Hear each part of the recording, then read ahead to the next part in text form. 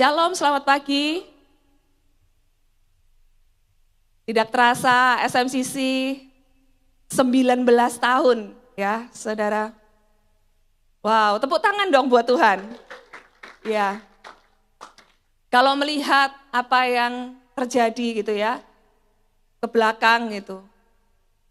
Dan merenungkan bahwa, melihat bahwa tokoh utamanya hanya Tuhan. Ya, semuanya ini betul-betul karena Tuhan. 19 tahun SMCC berjalan, bergerak bersama-sama dengan teman-teman semua di tempat ini.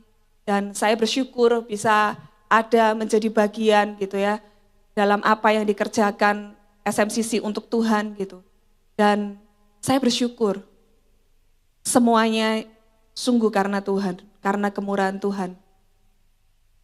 Dan tema SMCC, HUT SMCC tahun ini adalah Aku Hadiah Untukmu. Pada saat saya merenungkan tema ini, saudara, Aku Hadiah Untukmu, saya membayangkan gitu ya, Tuhan itu ngomong sama saya gitu, Aku hadiah untukmu. Wow, gitu. Saya speechless, wow. Luar biasa Tuhan. Jadi yang Tuhan berikan itu bukan berkatnya. Yang Tuhan berikan itu bukan hanya kasihnya, berkat, penebusannya, no. Tapi yang Tuhan berikan the whole him. Seluruhnya, seutuhnya, pribadinya. Pada saat dia mati di kayu salib, dia tahu bahwa manusia tidak akan pernah bisa selamat dari yang namanya dosa. Karena itu dia datang, dia mati di kayu salib untuk menebus dosa saya dan saudara. Jadi yang dia berikan kepada kita, itu bukan cuma berkatnya, itu bukan cuma kasihnya, bukan. Yang dia berikan itu pribadinya, the whole him, dia kasih buat kita. The gift, aku berikan sebagai pemberian.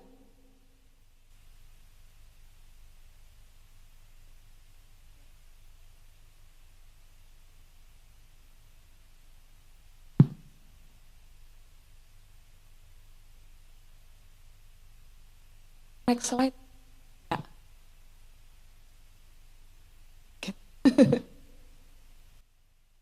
Ya. Efesus 2 ayat 8 berkata, sebab karena kasih karunia kamu diselamatkan oleh iman. Itu bukan hasil usahamu, tapi pemberian Allah. NIV berkata, it is the gift of God. Itu pemberian, itu hadiah Tuhan buat kita, yaitu pribadinya yang dia berikan sepenuhnya. Jadi bukan karena kehebatan kita, bukan karena usaha kita, tapi itu karena pemberian Allah kita itu diselamatkan, saudara. Yang dia berikan sekali lagi, bukan cuman salibnya, tapi dia berikan hidup, nyawa, dia berikan pribadinya. Bukan cuman berkat, bukan cuman kasih, bukan cuman anugerah, bukan, tapi pribadinya yang dia berikan seutuhnya buat kita. Keselamatan itu adalah gift ya, bukan reward, saudara. Karena itu di Roma 5 ayat 8 berkata bahwa Kristus mati untuk kita, bahkan ketika kita itu masih berdosa. Jadi itu adalah sebuah pemberian, sebuah hadiah. Saya bayangin waktu Tuhan Yesus ngomong sama saya, aku hadiah untuk, wow, Tuhan, speechless, kayak luar biasa sekali.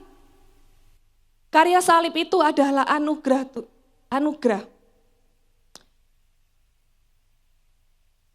Dia bukan berikan kita berkat, tapi dia kasih sumber berkat. Dia bukan berikan kita kasih, tapi sumber kasih. Dia bukan berikan kita kekuatan, tapi dia berikan kita sumber kekuatan. The whole, seutuhnya, pribadinya, itu yang dia berikan buat kita. Sadar enggak, saudara, bahwa yang dia berikan itu adalah pribadinya, bukan hanya berkat-berkatnya.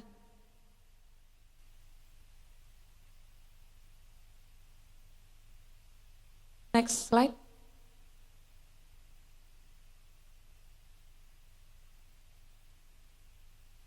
Apa yang harus kita lakukan ketika kita sudah menerima hadiah ya, pribadi Yesus? Apa yang harus kita lakukan? Efesus 2 ayat 10 berkata, karena kita ini buatan Allah, diciptakan dalam Kristus Yesus untuk melakukan pekerjaan baik yang dipersiapkan Allah sebelumnya.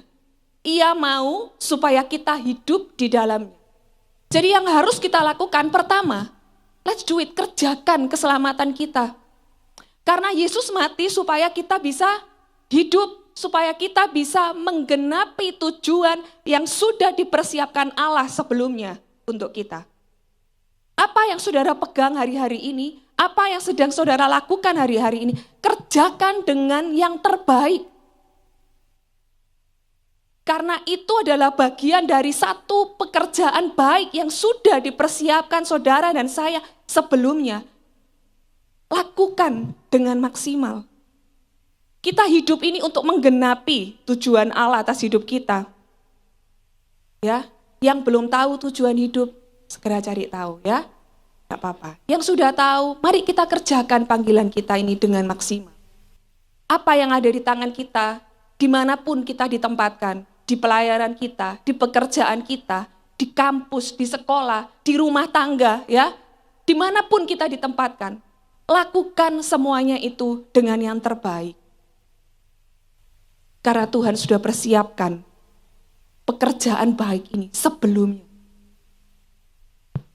Anak-anak Tuhan tidak boleh diam. Anak-anak Tuhan itu harus bergerak, menggenapi tujuan hidup yang sudah Tuhan berikan, yang sudah dipersiapkan sebelumnya. Apa yang kita kerjakan ini bukan sebagai syarat menerima keselamatan, no. Tapi karena kita sudah diselamatkan, kita mau lakukan yang terbaik. Kita mau kerjakan keselamatan kita, saudara. Ini adalah buah dari keselamatan yang sudah kita terima. Jadi kita mau lakukan, kita mau kerjakan keselamatan kita dengan maksimal. Misalnya, ya, suatu kali, bukan misal, cerita, ada teman memberikan saya itu tumbler, gitu ya. Tumblernya ini ternyata mahal, saya baru tahu, diberitahu sama teman, ternyata mahal. Dan saya tahu di balik ini, dia tuh ternyata nabung untuk memberikan tumbler. Nah, ada dua pilihan yang akan saya kerjakan. Yang pertama, saya akan pakai tumbler itu dengan sembrono. Ya sudah, pakai kena sembrono lah pokoknya gitu ya, ditaruh sembarangan, kemudian kena pintu ya sudah gitu. Dipakai dengan sembrono. Atau yang kedua, karena saya tahu apa yang dilakukan teman saya, bagaimana dia berkorban menabung buat saya, sehingga dia mau berikan yang terbaik untuk saya mau jaga, saya mau pakai tumbler itu dengan baik, saya mau gunakan tumbler itu dengan baik. Dalam keselamatan kita dihadapkan pada dua pilihan, saudara. Apakah ketika kita sudah menerima keselamatan, kita menggunakan hidup kita dengan seenaknya, menggunakan hidup kita dengan sembrono, padahal kita tahu bagaimana Yesus mati di kayu salib, itu untuk menebus dosa kita, dosa saya, dosa saudara. Atau pilihan kedua, apakah saudara mau kerjakan keselamatan yang sudah saudara terima dengan yang terbaik, dengan yang maksimal? Selalu ada dua pilihan, saudara. Mari kita kerjakan panggilan hidup kita, tujuan hidup yang sudah dipersiapkan Allah sebelumnya. Dengan kita lakukan yang terbaik. Mari kita kerjakan keselamatan kita dengan lakukan yang terbaik. Dalam setiap aspek kehidupan kita, dimanapun kita dipercaya. Mau di pelayanan, mau di pekerjaan, mau dimanapun kita dipercaya kita ada. Bahkan di dalam keluarga, sebagai suami, sebagai istri, sebagai anak, sebagai orang tua. Mari kita lakukan yang terbaik. Bagian dari keselamatan yang sudah Tuhan berikan dalam kehidupan kita. Yang kedua, apa yang harus kita lakukan? Connect with God. Keterikatan kita kepada Tuhan seharusnya membuat kita terus terhubung dengan pribadinya, bukan pada berkatnya. Kolose 2 ayat 6 berkata, kamu telah menerima Kristus Yesus Tuhan kita, karena itu hendaklah hidupmu tetap di dalam Dia. Yang Tuhan mau adalah hubungan kita dengannya, bukan banyaknya permohonan yang kita berikan kepada Tuhan. Tuhan mau kita dekat dengan pribadinya, bukan dengan fasilitasnya. Ya. Jadi Tuhan tuh mau untuk kita dekat, karena Dia sudah berikan hidupnya. Dia berikan the whole him, hidupnya untuk saudara, untuk saya. Jadi Dia mau supaya kita terus terkonek dengan Tuhan. Berkat itu bonus, saudara. Jadi kita nggak boleh salah fokus, jangan minta berkat. Tapi minta untuk terus hidup terkonek dengan Tuhan. Yang Dia mau itu adalah hubungan, saudara, bukan hanya sekedar rutinitas. Ya, seringkali kita bahkan lebih antusias dengan apa yang kita mau. Seringkali kita lebih antusias datang pada Tuhan dengan apa yang kita inginkan daripada kita datang untuk terkonek dengan pribadi Tuhan. Nah, yang sering kita lakukan apa? Pura-pura dekat. Mungkin karena pelayanan, ya, karena pemimpin. Jadi merasa ya seolah-olah dekat dengan Tuhan. Sekali lagi bahwa Tuhan rindu supaya kita semua terkonek dengan pribadi. Yang sering kita lakukan apa? Banyak permohonan yang kita naikkan. Kalau ada maunya baru kita cari Tuhan. Kalau lagi susah, lagi takut, lagi khawatir baru kita cari Tuhan. Kalau lagi happy, ya bolehlah kadang ingat. Ya. Firman Tuhan katakan kamu hidupmu tetap di dalam Dia. Artinya dalam segala kondisi, dalam segala keadaan. Yang Tuhan inginkan adalah untuk kita tetap terus terhubung dengan Dia. Untuk kita tetap terus mencari pribadi Tuhan. Bukan yang lain, saudara. Bukan apa yang bisa Tuhan berikan.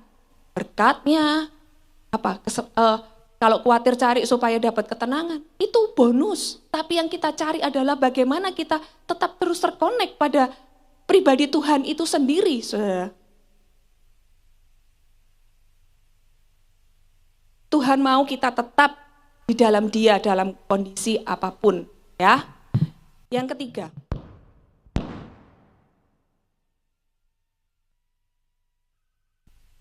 amin, ya Tuhan.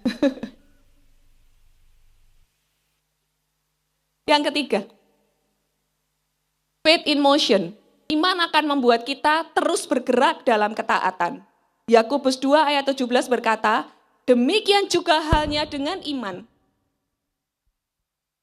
Demikian halnya juga dengan iman. Jika iman itu tidak disertai perbuatan, maka iman itu pada hakikatnya mati.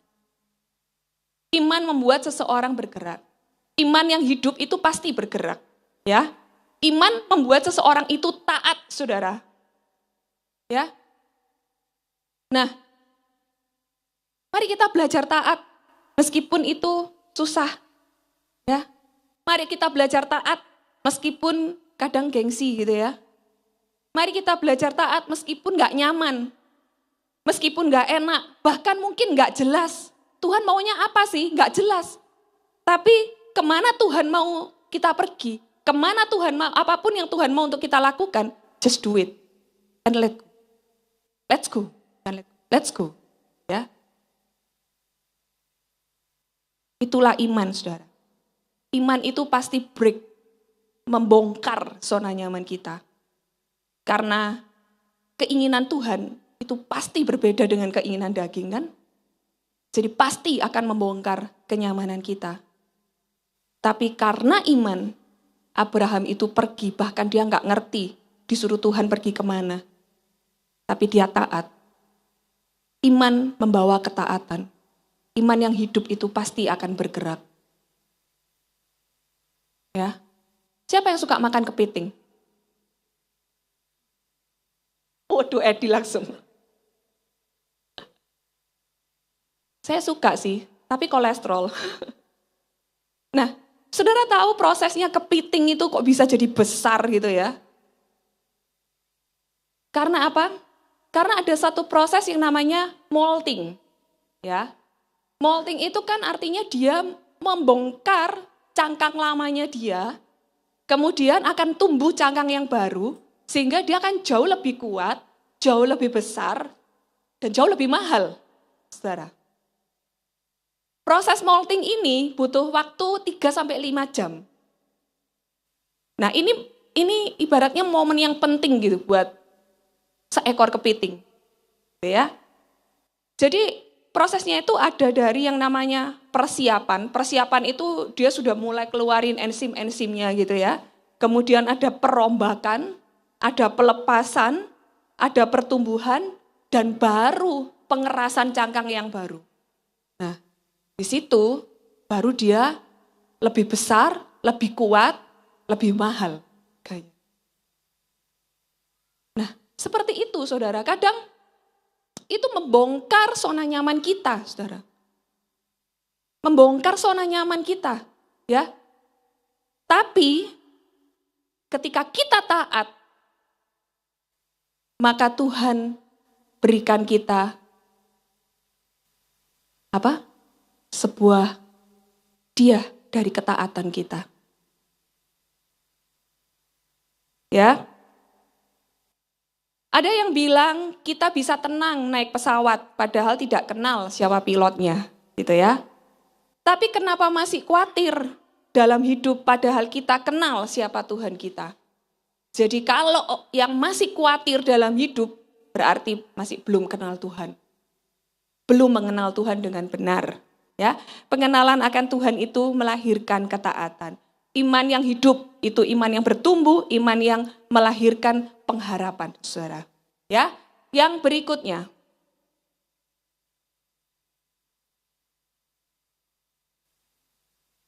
Yang berikutnya adalah in all things give thanks. Mengucap syukurlah dalam segala hal. 1 Tesalonika 5 ayat 18 berkata, mengucap syukurlah dalam segala hal, sebab itulah yang dikehendaki Allah di dalam Kristus Yesus bagimu. Mengucap syukur bukan membandingkan diri kita lebih baik dari orang lain. Ya syukurlah kamu masih gini, itu loh di luar sana masih banyak yang kurang. No, mengucap syukur bukan seperti itu saudara. Mengucap syukur bukan membandingkan diri kita lebih baik dari orang lain. Mengucap syukur bukan karena perasaan kita. Mengucap syukur bukan karena terpaksa. Oh ya karena aku Kristen katanya suruh mengucap syukur. Jadi aku harus mengucap syukur. Bukan. Mengucap syukurlah karena Tuhan itu baik dalam segala keadaan. Mengucap syukur itu merupakan indikasi bahwa kita itu masih melekat, masih terkonek dengan pribadi Tuhan. Bukan dengan situasi dan kondisi yang ada, saudara. Mungkin kita merasa bahwa hidup kita itu sedang tidak baik-baik saja. Buat kita, ketika kita melihat hidup kita susah untuk mengucap syukur. Tapi firman Tuhan berkata, mengucap syukurlah dalam segala hal, dalam segala situasi, dalam segala kondisi, dalam segala keadaan. In all things, give thanks. Dalam semuanya kita harus tetap mengucap syukur karena kita percaya bahwa hidup kita ada di tangan yang tepat. Hidup kita itu ada di dalam tangan Tuhan. Kalau kita kenal Tuhan, maka kita akan tetap mengucap syukur di dalam setiap hal, di dalam segala keadaan yang ada. Ada sebuah video, mungkin bisa dibantu. Ini lucu nih videonya ya. Ini air ya, saudara ya. Dia kasih cat gitu. Can't remember what I'm searching for. Dibongkar, diotak-atik airnya. Ya, saya persingkat, dikasih dikasih warna biru, hijau. Nah, jadinya begini.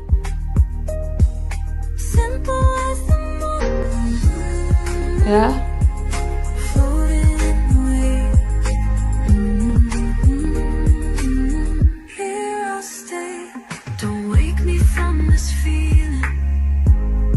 Drift a little more. The ground can wait for later. This is what I'm living for. Nah, jadinya bagus ya saudara ya. Kalau kita lihat kan ruwet, apa itu? Cat-cat yang bentuknya enggak karuan gitu. Tapi ternyata bagus hasilnya. Hidup kita tuh begitu kan. Ketika mungkin kita melihat hidup kita, kok begini ya Tuhan? Kok begini ya Tuhan gitu. Selalu kita bertanya sama Tuhan. Tapi ketika tahu kita ada di the right hand, tangan yang tepat gitu ya, maka hasilnya indah saudara. Nah itu yang harus kita percayai bahwa kita ada di tangan Tuhan. Hidup kita itu seutuhnya ada di tangan Tuhan. Jadi yang gak ngerti tadi yang, titik-titik yang gak jelas tadi, ternyata hasilnya luar biasa. Ketika dirangkai, ditaruh di tas, itu hasilnya luar biasa. Tetap percaya bahwa Tuhan pegang kendali penuh kehidupan kita. Mengucap syukur dalam segala kondisi, dalam segala keadaan. Yang terakhir adalah share the good news, ya. Ketika kita sudah menerima hadiah yang tak ternilai ini, yaitu pribadi Yesus, pribadi Tuhan sendiri, apa yang akan kita lakukan? Yang terakhir adalah share the good news, bagikan berita baik ini kepada orang lain. Sesuatu yang baik itu enggak boleh buat diri kita sendiri, kita harus bagikan itu buat orang lain. Matius 10 ayat 7 berkata, pergilah dan beritakanlah, kerajaan Allah sudah dekat. Kristus bukan hanya menyelamatkan kita, tapi ada satu misi yang dia bawa, yaitu supaya kita hidup menjadi saksinya, saudara. Kita belajar dari wanita Samaria, bagaimana ketika dia mengalami perjumpaan dengan Tuhan, dia pergi, dia beritakan tentang Tuhan, dan satu kota diselamatkan. Itu yang harus kita lakukan. Apa yang harus kita lakukan? Bagaimana sih caranya kita untuk kita share the good news? Pertama, bagaimana Tuhan mengubah kehidupan kita, itu ceritakan kepada orang-orang di sekitar kita. Apa yang Tuhan kerjakan dalam kehidupan kita? Apa yang Tuhan kerjakan dalam kehidupanmu? Oh dulu saya tuh males ke gereja, susah bangun pagi. Tapi Tuhan buat saya untuk saya bisa rajin ke gereja. Karena saya merasakan Tuhan itu baik. Nah, itu. Dulu saya itu gak bisa baca firman Tuhan, tapi sekarang saya sedang mencoba untuk saya itu rutin membaca firman Tuhan. Karena saya tahu Tuhan itu luar biasa dalam kehidupan saya. Share the good news buat orang lain, saudara. Sesuatu yang baik gak boleh kita simpan sendiri. Kita aja kalau ada soto enak kita selalu bilang kan, soto di sana itu loh enak gitu kan. Ya kan, makanannya enak gitu. Ya, apalagi kebaikan Tuhan dalam hidup kita, nggak boleh disimpan. Kita harus ceritakan itu kepada orang lain, saudara. Yang kedua adalah menjadi saluran berkat. Beri waktu, beri materi, kalau ada beri waktu, beri tenaga, beri hati buat orang-orang di sekitar kita. Ya, beri buat orang lain, bukan fokus pada diri sendiri. Lalu yang ketiga adalah, jadilah teladan. Bagaimana orang melihat dirimu, bagaimana orang melihat engkau merespon masalah, bagaimana orang melihat apa yang terjadi dalam hidupmu. Orang itu akan melihat bagaimana Tuhan di hidup kita. Pemberitaan Injil bukan hanya di mimbar, saudara. Tapi pemberitaan Injil itu tersebar lewat kehidupan kita sehari-hari. Ya. Ayat penutupnya ada di Yakobus 1 ayat 17 sampai 18. Setiap pemberian yang baik dan setiap anugerah yang sempurna datangnya dari atas, diturunkan dari Bapa segala terang. Padanya tidak ada perubahan atau bayangan karena pertukaran. Atas kehendaknya sendiri, Ia telah menjadikan kita oleh firman kebenaran, supaya kita pada tingkat yang tertentu menjadi anak sulung di antara semua ciptaan. Allah tidak pernah berubah. Zaman berubah, manusia boleh berubah, tapi Tuhan tidak pernah berubah. Janji Tuhan adalah ya dan amin. Janji Tuhan menyertai saudara, janji Tuhan menyertai saya, itu ya dan amin. Dia tidak pernah berubah. Karena zaman, karena kondisi kita boleh berubah. Ekonomi kita mungkin boleh berubah. Ekonomi dunia mungkin boleh berubah. Tapi firman Tuhan katakan, dia tidak pernah berubah. Tidak ada perubahan. Dia tidak pernah berubah, saudara. Hidup ini adalah pemberian, bukan pencapaian. Ya. Jadi mari sekali lagi, karena kita sudah menerima hadiah yang terbaik, yaitu pribadi Yesus sendiri, mari kita hidupi hadiah ini. Kita kerjakan keselamatan kita dengan melakukan yang terbaik. Kita mau hidup tetap terus terkonek pada pribadi Tuhan, bukan pada fasilitasnya. Kita tetap mau hidup di dalam iman, dalam ketaatan kita. Kita mau bersyukur di dalam segala hal. Dan kita mau membagikan berita baik ini kepada banyak orang. Bahwa Tuhan kita, Yesus Kristus, Allah kita yang hidup. Amin. Mari kita berdoa. Bapa, kami bersyukur Tuhan, kalau Engkau sudah memberikan dirimu, pribadimu Tuhan buat setiap kami Tuhan. Kami mau belajar menjadi anak-anak Tuhan yang bukan hanya mengejar berkat, bukan hanya mengejar fasilitas Tuhan. Tapi kami mau terus terkonek kepada Engkau sebagai satu-satunya pribadi, sebagai satu-satunya juru selamat, sebagai satu-satunya hadiah terindah Tuhan. Sebagai satu-satunya Tuhan Allah di hidup kami Tuhan. Kami mau terus terkonek kepada Engkau Tuhan. Terima kasih buat setiap hal yang Tuhan kerjakan dalam kehidupan kami. Terima kasih buat semua yang Tuhan lakukan dalam kehidupan kami. Kami mau mengucap syukur Tuhan. Dan kami mau membagikan Tuhan apa yang sudah Tuhan lakukan, apa yang sudah Tuhan kerjakan buat orang-orang di sekitar kami. Dan nama-Mu yang dipermuliakan Tuhan. Terima kasih Bapa, bergeraklah Roh Kudus di tempat ini. Engkau belum selesai kepada setiap anak-anak-Mu, Engkau yang bergerak bebas Tuhan. Hikmat-Mu terus menyertai kami Tuhan. Terima kasih Bapa, di dalam nama Tuhan Yesus kami berdoa. Amin.